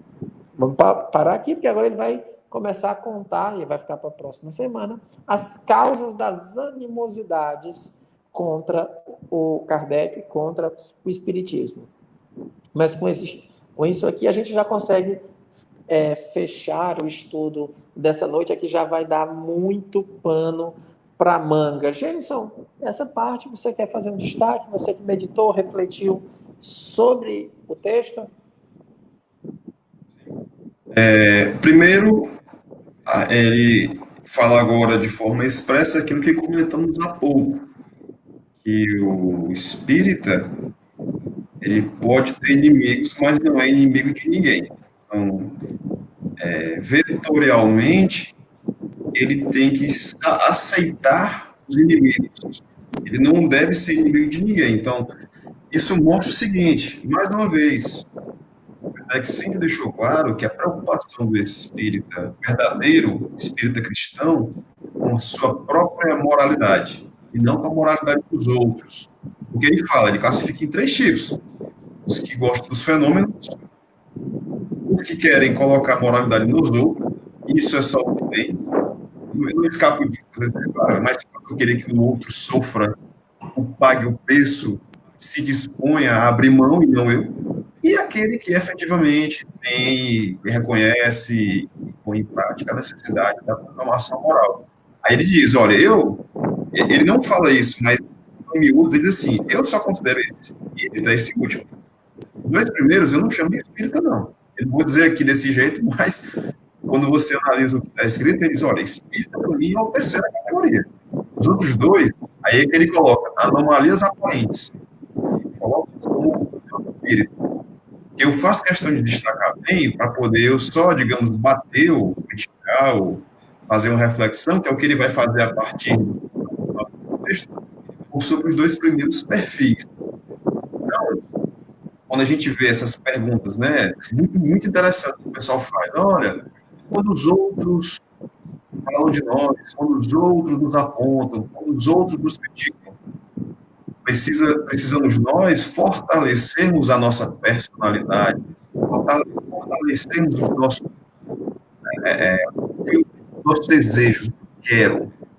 Porque se eu vou a um centro espírita, e não se trata aqui de um terrorismo, mas de uma reflexão sincera, se eu vou a um centro espírita apenas para sentir alívio, eu tive um momento difícil na vida, e eu preciso aqui de sentir aquela vibração positiva, massa, bacana, mas não é suficiente. É meio que se você estiver com fome, precisa se alimentar com a fome. Você tem aquela sensação inicial de saciedade, mas daqui a pouco a fome vem de novo. E às vezes vem com mais força. Você precisa de se alimentar com constância, comida mesmo que te dê nutrientes. Então, a colocação de Kardec, ele quer deixar muito claro isso. Olha, eu estou deixando claro quem é quem, estou revelando quem é quem e por quê. Quem efetivamente foi espírita sincero, nunca vai ter raiva de mim. Porque se eu tiver certo, ele vai reconhecer que está certo. Se eu tiver errado, ele vai ter a caridade de relevar o meu erro. Esse ambiente mental, quando a gente tem, e o Cícero estava comentando, quando é uma pessoa que eu conheço, ou é um colega de trabalho, e quando é um parente, que aí se você tem que deixar de ser parente, né? Às vezes até isso é preciso pensar. Às vezes a gente tem o pai, a mãe que nos suga, que nos absorve, você não vai deixar de amparar, mas o envolvimento que a gente tem diante daquela situação, você tem que aprender a ter a coragem, isso é uma virtude. E quando a gente lê Sêneca lá, ele comenta, coragem é uma virtude para poucos, porque você vai ter que enfrentar seus medos. Corajoso não é quem bota a cara aqui na montanha-russa, ou não é quem pula de paraquedas sem o equipamento, não. É quem está com medo e faz. Quem tem insegurança e age. É aquele que age mesmo com medo. Então você vai ter que ter a coragem de, como falou bem o Cícero, pagar para ver qual a consequência. Obviamente, o tempo, a experiência vai te dando a serenidade de ou tomar a decisão de forma pensada ou não tomar a decisão. E Kardec, ele fala muito disso. Quando eu enfrento esses adversários, eu não perco tempo com eles. Eu respondo por uma questão de posição. Mas eu ficar aqui... Rapaz, você viu? Tu viu que o Cícero falou de mim? Marquinhos, você viu que o Cícero está falando de mim? O Lourão, você viu que o Cícero está falando de mim? O Flor, você viu que o Cícero está falando de mim? Eu ficar remoendo aquela problema. Se Kardec diz, eu não perco tempo com quem não quer nada comigo. Eu não perco tempo com quem não gosta de mim. E era também por isso que dava muita raiva a muita gente. Porque Kardec estava preocupado em olhar para frente. Porém, e aí é que está, a gente precisa desenvolver essa personalidade. A gente precisa construir este caráter para ser capaz de se blindar aos julgamentos de terceiros. E o preço que se paga é isso que Kardec fala, olha, quando Cristo falou para a gente, meu reino não é neste mundo, quando ele chegou para aquele jovem rico, e ele disse, olha, você faz tudo que a lei manda? Faço. Pois fala o seguinte, dá tudo que tu tem para os pobres e me segue. Era a pedra de toque. Você está disposto a pagar o preço? Você está preparado a sofrer todo tipo de crítica? Você está preparado para receber os risos? Você está preparado para parar de receber os convites para as programações? Você está preparado para ser um pária? Então, assim, a ideia de grupo é essa ideia para fortalecer essas pessoas que querem a mesma coisa. Porque você está sozinho é muito ruim. Cícero falou, passei 5 anos na faculdade sem ler Espiritismo. Não foi porque ele quis, é o ambiente em que você se encontra. E ele era um jovem, estava em formação ainda da personalidade. Eu acredito que hoje seria muito mais difícil isso acontecer, né, Cícero?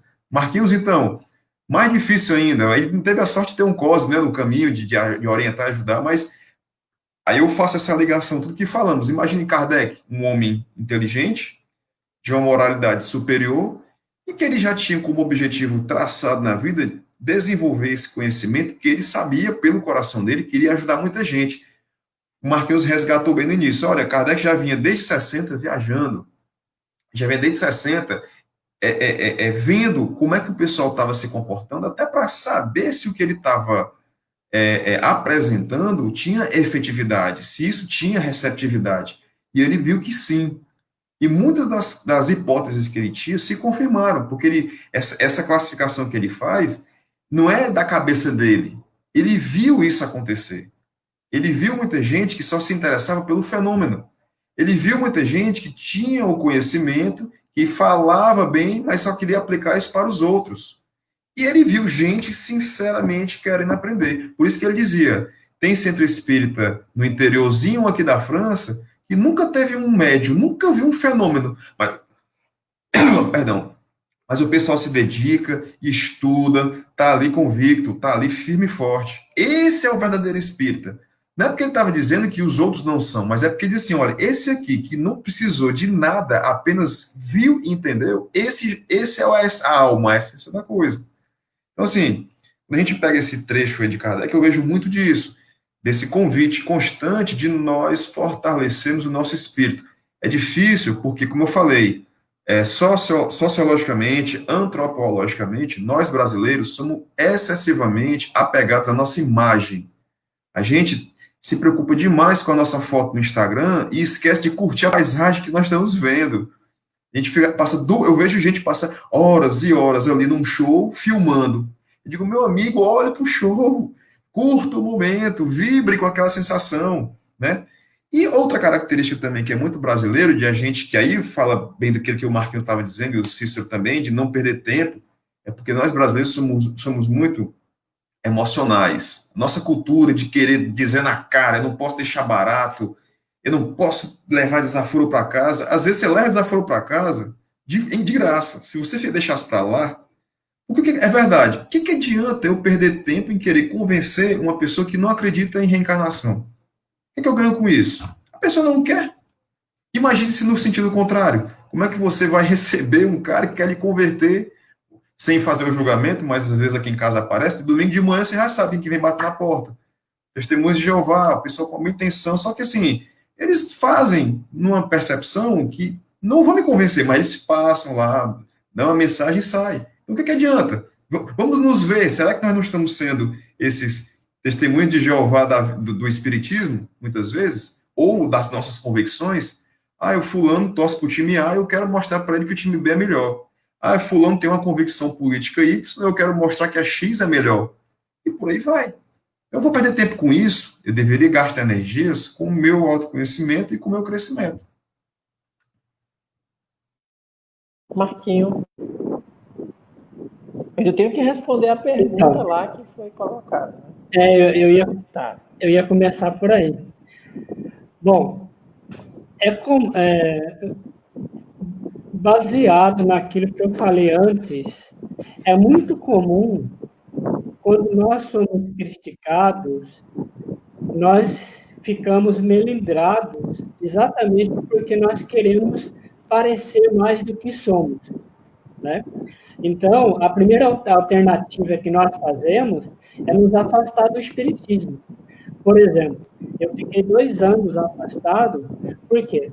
Porque eu tentava apresentar de uma forma intensa a obra do Kardec.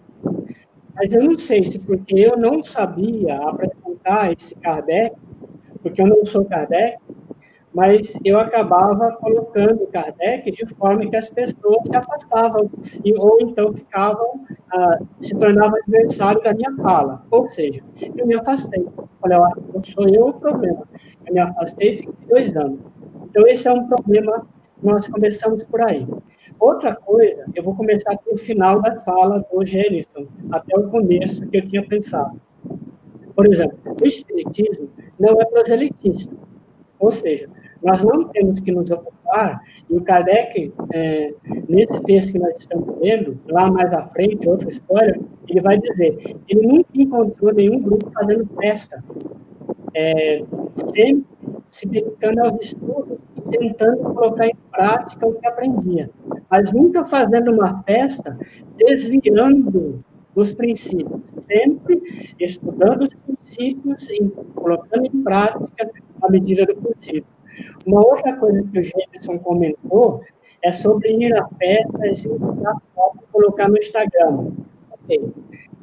Nos anos 80, 90, eu li um psicólogo, né, anos 80, 90, eu li um psicólogo que já faleceu, né, você vê que eu estou ficando velho mesmo.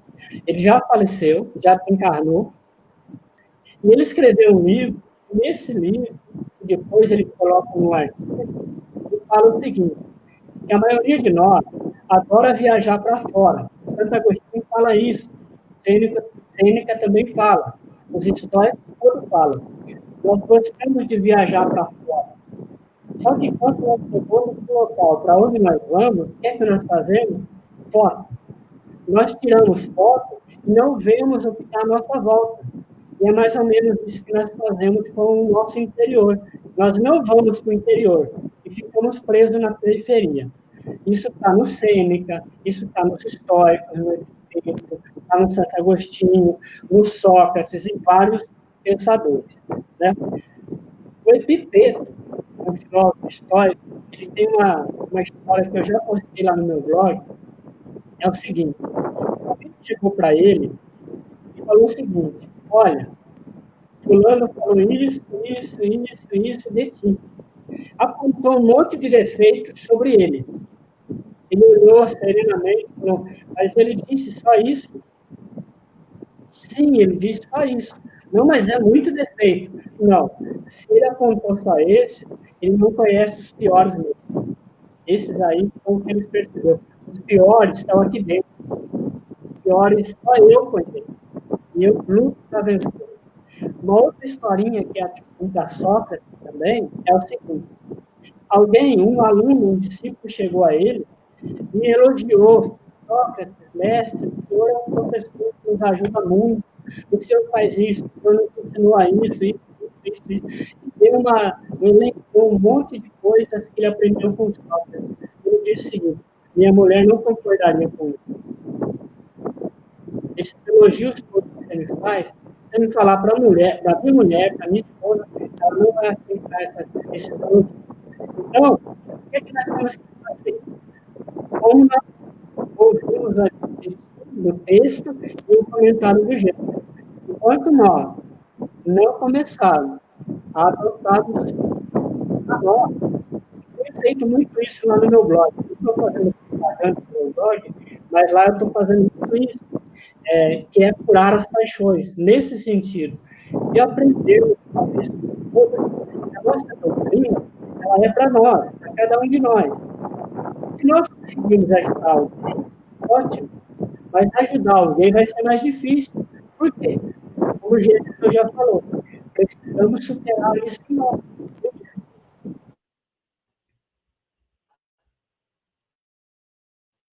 Deixa eu fazer alguns comentários, aproveitando aqui que o pessoal está falando. Ainda tem a pergunta que eu eu quero responder aqui, a gente hoje vai até às 9 para a gente encerrar, não é? Mas eu queria pontuar no item 3 do que ele vai chamar de verdadeiros espíritas. Observem o que ele diz assim: os que aceitam pessoalmente todas as consequências da doutrina. Aceitam pessoalmente.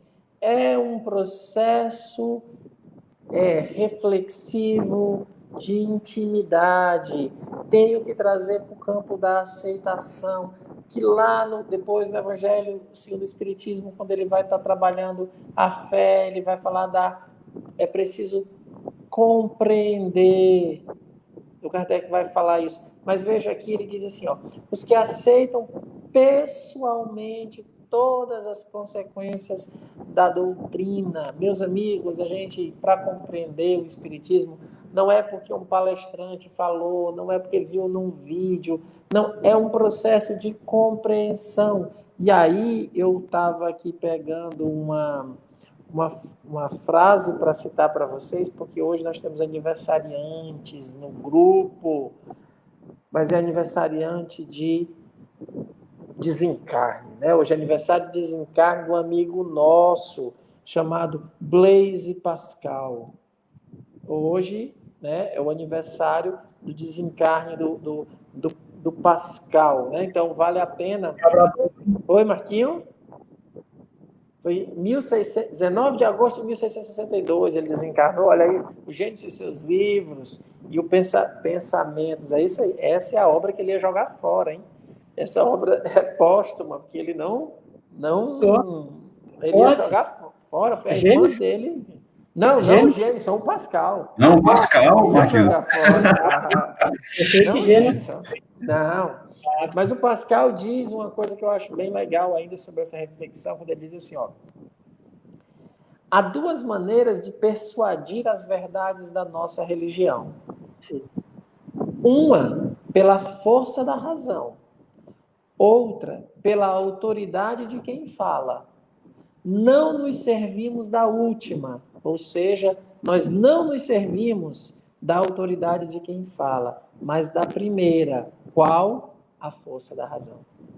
Por isso que a gente percebe que o Espiritismo, olha aí, a Flor trouxe o Pascal, sofreu a vida inteira.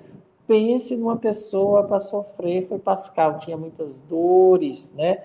Tinha muitas dores, ele vivia com muita dor.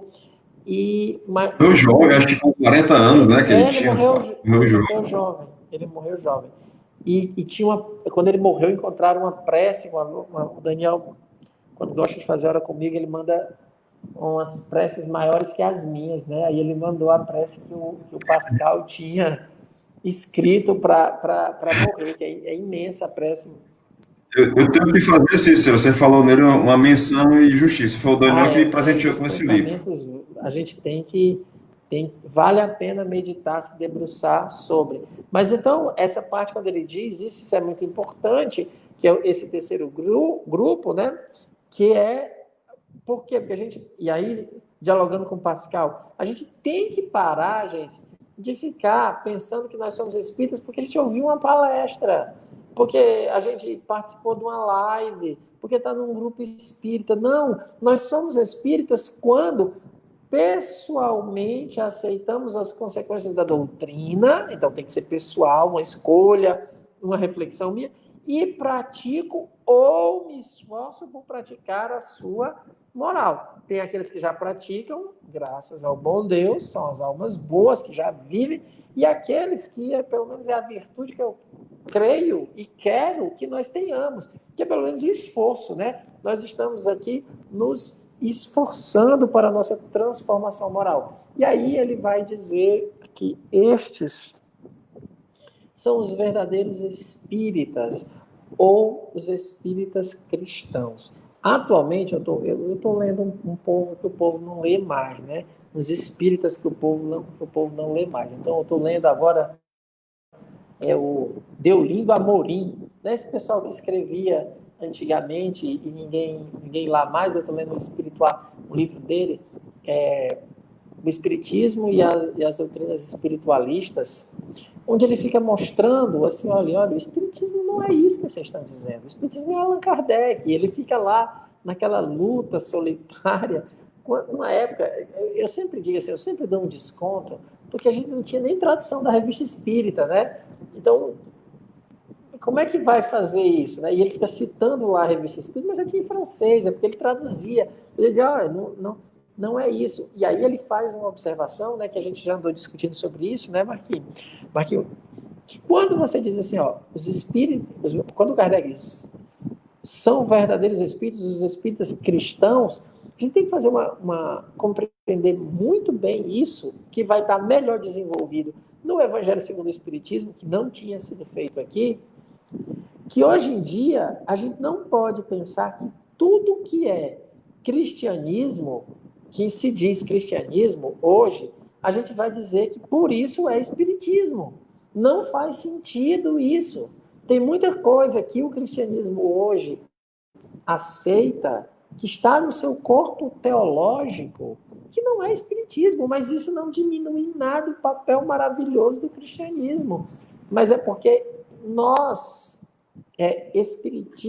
o Evangelho segundo o Espiritismo, né, Marquinhos? A gente discutiu isso bastante.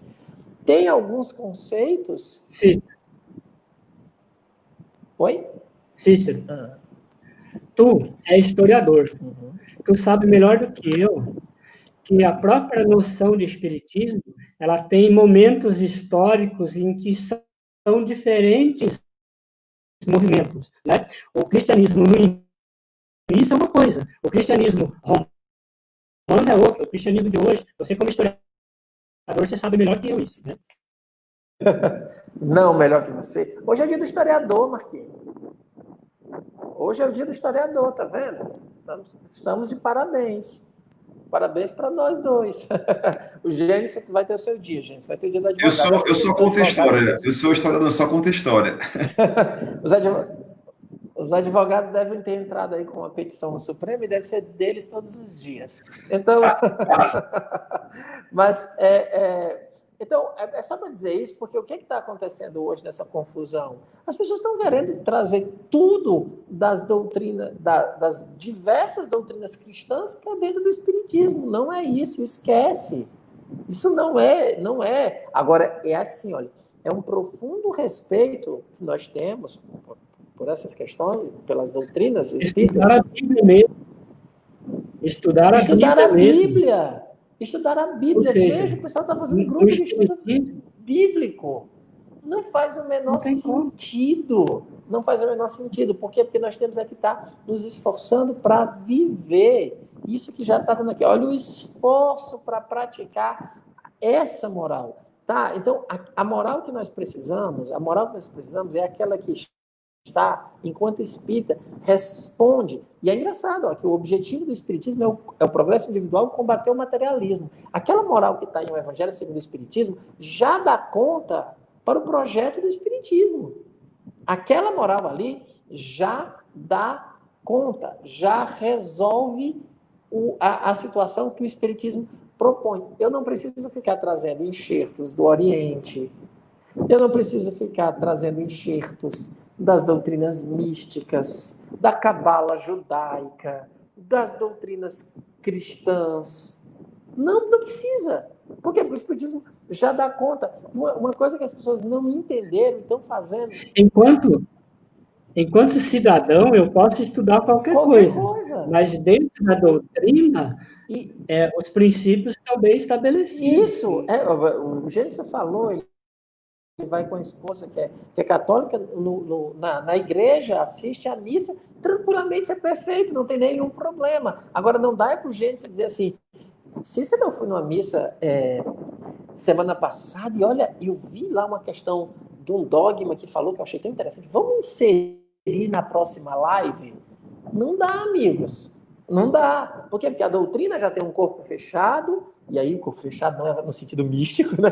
É no sentido teórico mesmo, assim, já resolve os seus problemas, já dá os questionamentos, e as pessoas não entenderam uma coisa, é assim, Nós chegamos em Deus pela via da razão. Não é o contrário, que é o que o pessoal está fazendo. Assim, o pessoal está querendo dizer assim, olha, é porque tem uma tribo ou tem um grupo no Oriente que compreende Deus dessa maneira e são felizes. Logo, a gente tem que usar isso também. Não. Eu tenho que atender a minha razão, ela tem que estar de acordo com um escopo teórico, doutrinário, ele tem que estar ali, e aí eu chego nele. Nós não chegamos na reencarnação porque está escrito na Bíblia. Não é isso. É porque responde a todos os conceitos de justiça, de bondade de Deus, porque nós observamos, nós que eu estou dizendo, o Kardec chegou, né? Nós espíritas agora, né? Porque responde às questões de justiça, de bondade de Deus, responde a questões insolúveis sobre como é o processo de aprendizagem, como é que numa vida toda eu dou conta, porque através das evocações os espíritos mostraram que já vem assim de outras existências. Então, nós chegamos, não foi algo que nos foi dado porque estava no livro sagrado tal ou qual, é porque a gente lê muito isso, e aí a gente observa que quando você descobre uma ciência e você passa a estudar, você vai perceber que essa ciência sempre esteve aí, porque é um conhecimento, é uma lei natural que sempre esteve aí. Eu lembro que eu tinha um amigo que fazia geografia, e aí ele estava muito empolgado com geografia. A gente andava com ele, toda pedra ele dizia o que era. Essa pedra é isso, isso, isso. Aquela pedra é isso, a gente não conseguia mais pisar no chão, porque qualquer coisa que a gente fosse pisar, ele já dizia qual era o tipo de rocha, qual era o tipo de pedra. Então, quando a gente começa a estudar e se apropriar de uma ciência, nós vamos percebendo que aquele lei natural que ela trabalha sempre esteve. Então, você vai realmente, quando a reencarnação, você vai dialogar. Está em Sócrates? Está em Pitágoras? Está no Egito? Você tem tradições judaicas que falam da reencarnação. O Cristo já nos fala dessa reencarnação. Mas eles poderiam estar em todos os lugares, se não atendesse a razão e a lógica, nós não teríamos incorporado ao corpo doutrinário. Então a gente tem que lembrar disso, porque senão a gente está fazendo um monte de enxerto na doutrina, e aí eu lendo isso, fazendo essa referência ao Deolindo Amorim, porque ele lutou bastante para que a gente não ficasse enxertando coisas dentro do Espiritismo que não tem. E hoje, infelizmente, porque esses autores foram esquecidos, e aí o pessoal está deixando de lado, nem lê Kardec, nem lê o pessoal que estava tentando fazer essa luta ferrenha de tentar deixar o Espiritismo como ele é uma ciência.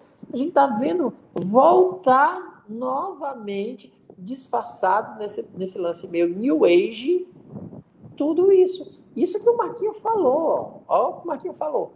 Está cheio de psicologias materialistas entrando na doutrina espírita. O materialismo disfarçado está voltando para a doutrina, está tentando entrar dentro da doutrina espírita e se apresentando nos púlpitos mais famosos. E o Deolindo escreveu isso o quê? Nos 30, nos 40, né? Já 100 anos. Eu acho que 47 ou 49. Ou seja, 47 ou 49. Desde os anos 40 ele já dizia: homens, voltem para Kardec. Ou seja, já 80 anos discutindo já atrás, mostrando o conhecimento total, a base. Sim. Sim, e aí a gente já vai ter que encerrar, mas eu estou lendo uma tese de um doutorado que fala sobre o embate no começo do século XX entre espiritismo e a psiquiatria. Porque o espiritismo tinha uma proposta, tem uma proposta para lidar com a loucura, e a psiquiatria também tem. Só que a gente não sabe hoje, mas em um determinado momento, a psiquiatria era tão desacreditada enquanto proposta de tratamento como é o o espiritismo hoje. Só que como a psiquiatria incorporou os fármacos, né, assim, os remédios, ela ganhou um status via matéria, porque eles conseguiram através da... Mas enquanto só tinha a terapia, era tão tratada, relegado a uma questão de crendice, como era o espiritismo. Então, foi que aconteceu desse embate que as medicinas tradicionais impuseram.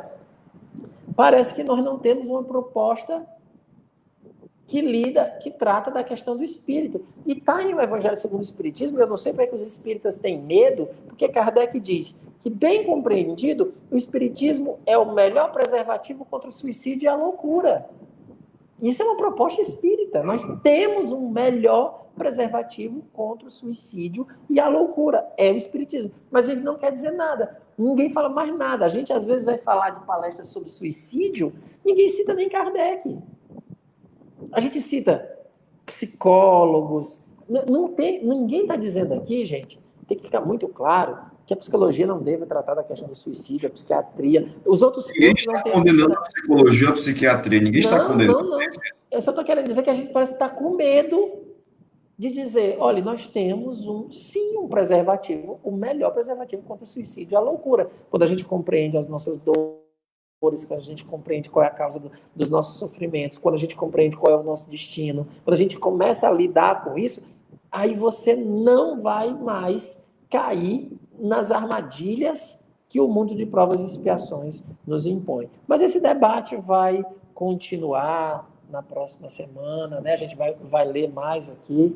É muito bom, é muito rico estar aqui com vocês, o pessoal de casa aqui também está se manifestando, e a gente vai continuar esse debate. Marquinhos, sua consideração final, depois do Gênesis, e a gente encerra. Eu queria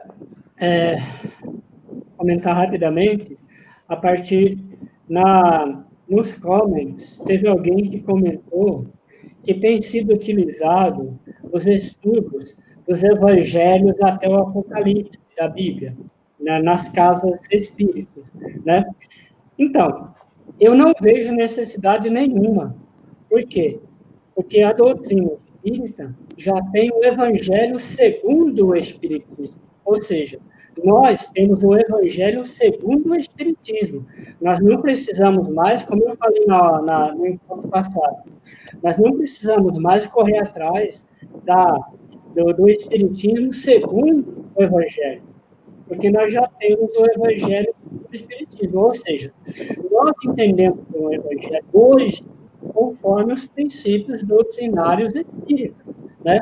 Que envolve reencarnação, que envolve tudo isso que nós lemos no discurso do Kardec inicial. Por exemplo, nós não precisamos, como o Gênesis já comentou, o Cícero já comentou, nós não precisamos buscar nada fora e agregar o espiritismo, nem mesmo a Bíblia. Cada um, se quiser ler, pode ler. Por que não? Qualquer tradição filosófica, eu estudo a tradição filosófica do estoicismo. Eles são basicamente materialistas. Os estoicos não têm uma proposta metafísica, uma proposta transcendental, como nós temos, de reencarnação, de vida depois da vida, de um Deus como Criador. Para eles é outra noção. Mas o aprendizado moral que eles passam é bem interessante aplicado ao espiritismo. Agora, o espiritismo já tem os princípios bem fundamentados, e é isso que nós temos que aprender. E como o Cícero já ressaltou, que deixou claro, o Gênesis já também comentou. O que importa, o que nos falta é vencermos o materialismo, é vencermos o egoísmo e aplicarmos o princípio a nós mesmos. Por exemplo, os estoicos, eles não gostavam de ser chamados estoicos, e muito menos de filósofos, mais ainda de pensadores. Por quê? Porque eles consideravam que alguém que mereça esse título é alguém que está lutando para aplicar os princípios, né? Aplicar os princípios na prática, e não ensinar para os outros. E é isso que nos falta enquanto espírita. Ou seja, ler o texto como hoje, ler a doutrina espírita e aplicarmos a cada um de nós.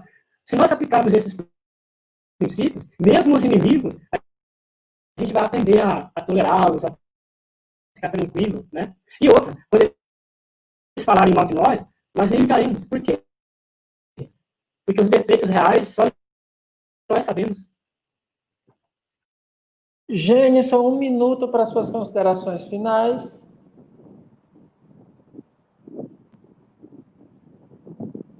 Eu esqueci de desligar, reativar o microfone. Não, eu ia colocar o seguinte, que você comentou sobre o preservativo para certos males da alma, é porque a gente aprende a ver a vida para além da matéria. Eu queria deixar duas falas muito bem objetivas e diretas, dentro do minuto. Primeiro, o maior adversário de Kardec foi o materialismo. Ele tinha o materialismo como adversário. Então, aos que ouvem, todas as ideias que vocês conhecem, investiguem a origem. Se for materialista, essa ideia perecerá.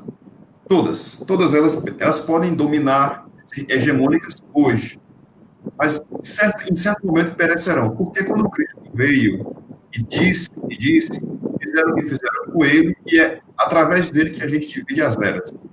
Nunca vai deixar de ser assim. Então, assim, o cristianismo, a sua expressão mais ampla, dentro dele o espiritismo, o catolicismo, reformados, né, que são os protestantes, e todos aqueles outros que são cristãos, de fato, permanecerão, embora possa até diminuir de tamanho, mas nunca deixarão de ser quem são. E o segundo, quem quer conhecer o espírita, estude Kardec. Você bem, se me abrir o microfone, eu vou ser um pouco direto, igual Kardec. Esqueçam os outros famosos, médios, espíritos conhecidos, todos. Eu estou falando por mim, né? A opinião do Cícero e do Ceal. Esqueçam os outros. Não vou dizer nomes, porque isso pode elevar suscetibilidades. Os famosos que forem, esqueçam. Todos eles, dos mais conhecidos aos menos. Foque em Kardec. Aí você vai conhecer o espiritismo de verdade. Depois de algum tempo, você volta a esses famosos e você vai ler e, pessoalmente, você constatará certas falhas, certos problemas. Mas isso, assim, não é julgando. É porque aquilo que o Cícero falou bem. Existem problemas que a gente incorpora porque traz ideias que não são nossas. E aí a gente continua na semana que vem. Muito obrigado a todo mundo. É isso aí. Pessoal, eu queria agradecer a todo mundo que está participando, registrar a presença do meu amigo Eric Tavares, que tem um blog, que está divulgando o espiritismo. O Eric, gente, o Eric é um fenômeno. Ele acha pessoas do espiritismo no mundo inteiro. Eu já disse a ele que eu estou esperando quando é que ele vai trazer alguém do movimento espírita do Alasca. Porque esse menino acha, e ele é um menino, ele tem 1/3 da nossa idade, da minha idade, é um fenômeno, o Eric. Um abraço, Eric, continue com os seus trabalhos. Obrigado. A presença do Rui Gomes, que está se desculpando porque trocou o nome do Gênison, a gente também troca o nome dele. A única coisa que eu sei é que o nome dele não é Jennifer, é Jennison. Tá bom? Mesmo, o importante é... outro ele nome, mesmo troca. Não me chamarei mais Jenison. Isso, gente. Muito obrigado. Eu queria dar os avisos de amanhã, antes da nossa prece. Amanhã nós vamos estudar, a partir da amanhã às 20 horas, né? Reunião de aplicação de magnetismo. Vamos estudar o Dr. Demé, um texto maravilhoso. Flor, está com cartaz aí de amanhã? É a cura de uma fratura. Esse texto é maravilhoso. O Dr. Demé é maravilhoso, né? Quinta-feira vocês foram sensacionais. Lógico que a gente não está preocupado com números, essas coisas, não. Mas, gente, Lourão, você não imagina como é bom saber que você está aqui. Como é bom saber que você está aqui com a gente. O seu humor, a sua verve é inspiração para a gente, sabe? Todo mundo sabe. Fica diferente quando você participa, tá bom? Seja bem-vindo, receba nosso abraço. Então, amanhã nós vamos trabalhar a cura dessa fratura, que é um texto fantástico, fantástico. Todo o processo, nossa, vale a pena mesmo, 20 horas. Sim, eu ia dizer, semana passada, meus amigos, vocês acreditam que quando a gente terminou terminou a live, tinha 13 mil pessoas que tinham sido alcançadas. Eu quase desmaio quando eu vejo um negócio desse. Eu digo, como assim? Os meninos compartilharam 215 vezes. Esses são números assustadores, porque nós somos orgânicos, né? Não é porque a gente só come vegetal, não. Nunca que só come vegetal assim, Ana. É que a gente não paga publicidade. É tudo orgânico. O alcance é fantástico. A flor também é orgânica. Mas até no nome ela é orgânica. É uma flor orgânica. Mas tudo aqui é nosso. Então, amanhã, magnetismo, estudar o Dr. Demer, com ele, com a presença dele. Eu sempre digo, quando a gente estuda o Dr. Demer, ele está presente. 20 horas. Sábado, nós estamos estudando o capítulo Muitos os Chamados e Poucos os Escolhidos, e a gente vai trabalhar com o tema, oh meu Deus do céu, é a Rosana, agora me fugiu, não, dá tempo olhar aqui no WhatsApp, só, vocês me perdoem, é a Rosana de Londrina. Nós vamos trabalhar o tema, nem todos os que dizem Senhor, Senhor entrarão no reino dos céus. Esse texto é muito bom, né não, Marquinhos? É muito bom. Nem todos os que dizem Senhor, Senhor entrarão no reino dos céus. Então, eu estou tentando convidar mais pessoas de outros locais, assim, para a gente debater, para somar, para trazer olhares, sempre pessoas que a gente sabe que se dedicam ao estudo de Kardec, porque nós queremos dialogar com Kardec. Vai ter sorteio de camisa, né? O pessoal pediu, se passasse de 200 compartilhamentos, teria sorteio de camisa, né? A Mônica está no começo das nossas lives. Muito obrigado, Mônica, pelo seu comentário. Um abraço. Ela que é da região norte. Eu sempre fico na dúvida se é Belém ou é Manaus. A gente tem uma boa audiência na região norte. Tem um pessoal de Manaus. É bem legal saber que nós estamos. O CEAL tem essa abrangência, assim, muita gente de vários estados, né? É uma beleza. Vamos à nossa prece final. Também, quem quiser fazer prece conosco, no Instagram, todo dia às 6 horas, vez ou outra o Marquinhos aparece, porque ele também faz prece às 6 horas, né? A gente faz a prece todo dia no Instagram, de segunda a sexta, começa umas 5 para as 17h55, para a gente ir se juntando, 6 horas a gente faz a prece, é uma tradição que a gente... essa é uma tradição que a gente pode incorporar, né, Marquinhos? Porque a oração está dentro do escopo doutrinário. Então, a gente pode orar junto, porque também está lá, o Kardec diz, do papel da oração em conjunto, mas eu gosto sempre de dizer, gente, não substitua a prece que a gente faz pela prece individual, hein? Aquilo ali é o momento em que o grupo se reúne para orar, mas a prece individual continua sendo a obrigação de todo um cristão, como diz Monod no Evangelho segundo o Espiritismo. Ao acordar, a primeira coisa é uma prece. Está lá no Evangelho segundo o Espiritismo, maneiras de orar. Quer falar, Marquinhos, antes da prece final? Pode falar? Então vamos fazer a prece.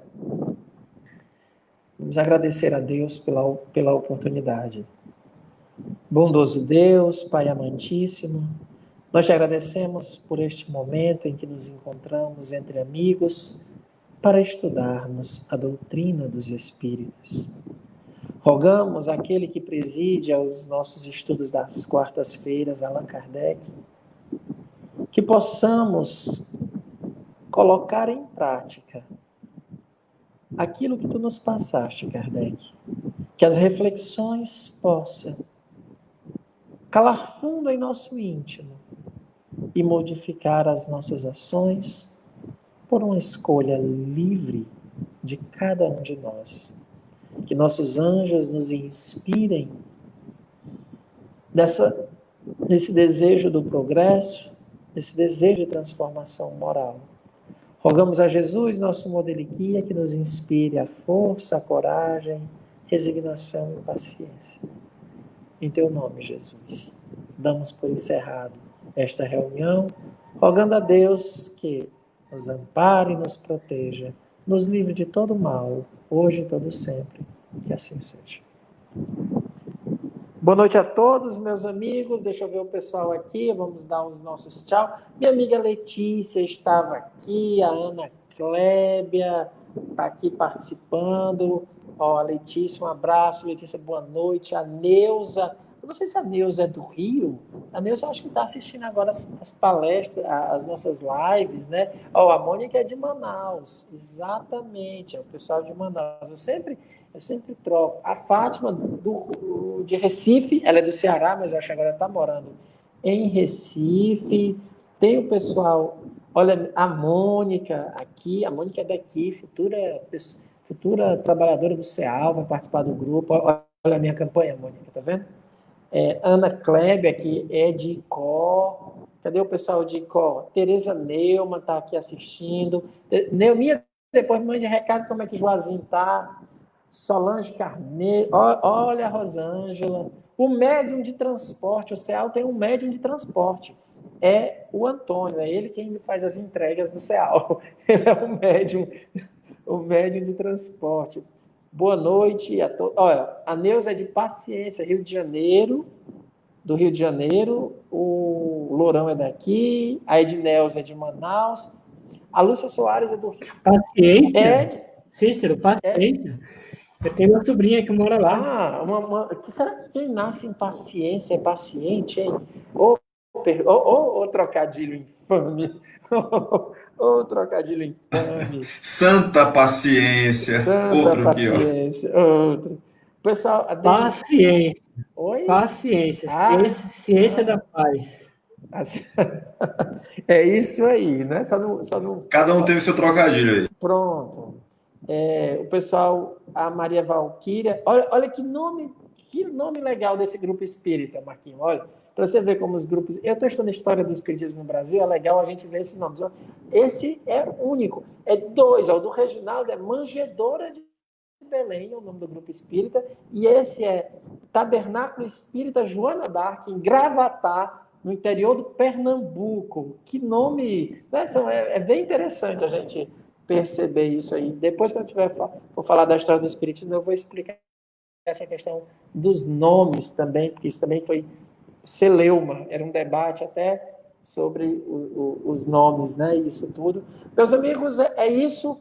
Um abraço a todos vocês. Eu espero a companhia de vocês amanhã nesse canal, coordenando o estudo amanhã a Ana, que ela é a coordenadora do magnetismo, e eu fico lá só porque o pessoal chama, né? Eu apareço.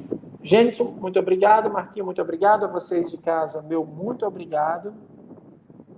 Um abraço a todos. Um abraço a todos. Olha, o Lourão está dizendo que aqui é meu vizinho no Presidente Kennedy. Um abraço. Flor, os nossos comerciais.